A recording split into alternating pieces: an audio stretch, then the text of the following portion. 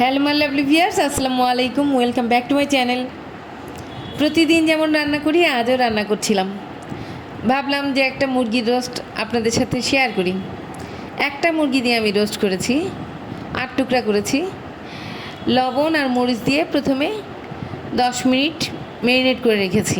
আমি সচরাচর ঘরের জন্য এইভাবেই মুরগি রোস্ট রান্না করি। তারপর কিছু পেঁয়াজ ব্লেন্ডারে ব্লেন্ড করে নিয়েছি, 1 কাপ পেঁয়াজ।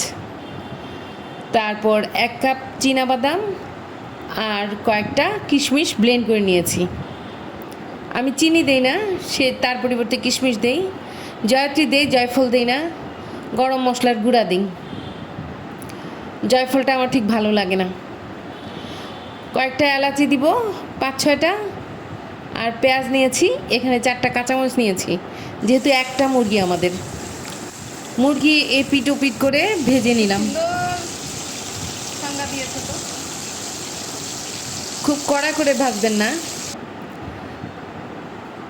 জম্পেশ ঘি নিয়েছি পেটুক কাপড়ের পেজ থেকে, তেল দিয়েই রান্না করছি।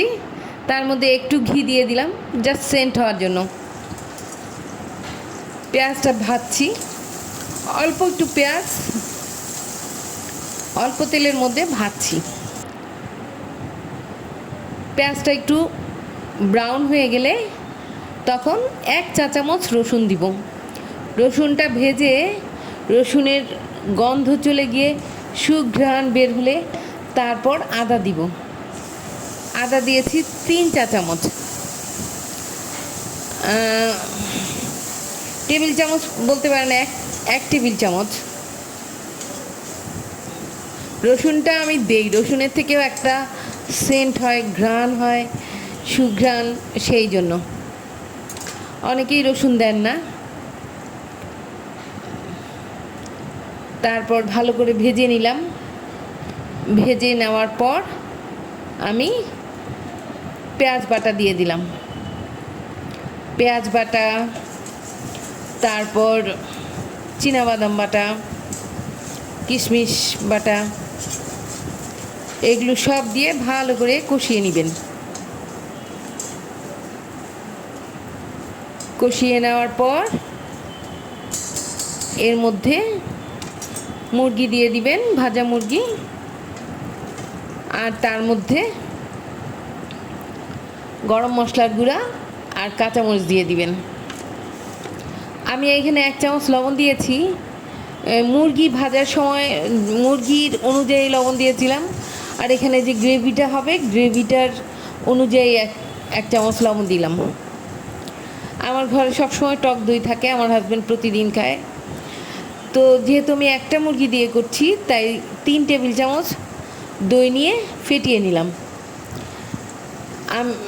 মুরগির আন্দাজে দই দিবেন, বেশি দই হলেও আবার টক লাগবে।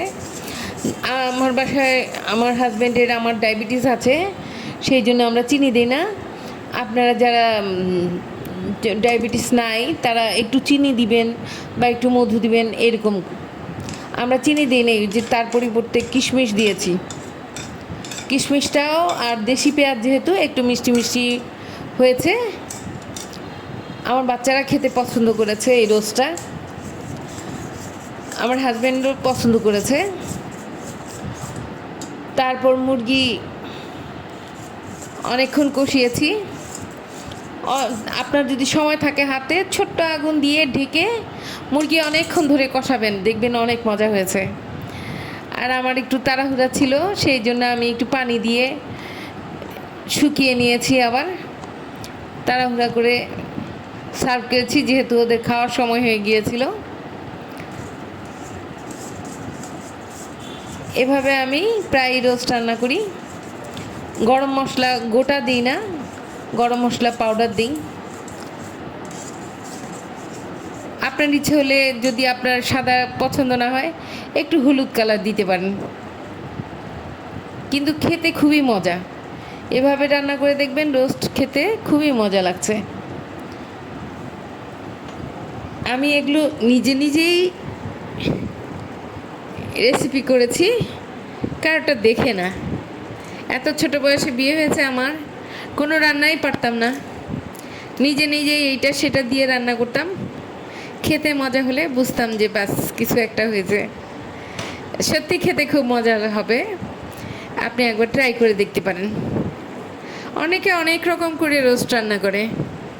সত্যিকারে আমাদের দেশে যেরকম আমরা রোস্ট রান্না করি, পৃথিবীতে চিকেন রোস্ট এটাকে বলেই না। চিকেন রোস্ট আস্ত থাকে, অন্যভাবে ওরা রান্না করে। বাংলাদেশ, খুব সম্ভব ইন্ডিয়ায়ও এইভাবে চিকেন রোস্ট রান্না করে। আমরা অনেক বছর ধরে এভাবে খাই, আমার তো মনে হয় 50 বছর ধরে খাই। যাই হোক, প্রতিদিন তরকারি রাঁধতে, মুরগির তরকারি রাঁধতে ভালো লাগে না, মাঝে মাঝেই চিকেন রোস্ট এইভাবে করে খাই। আপনারাও খাবেন। সবাই ভালো থাকবেন। আল্লাহ হাফেজ। আসসালামু আলাইকুম।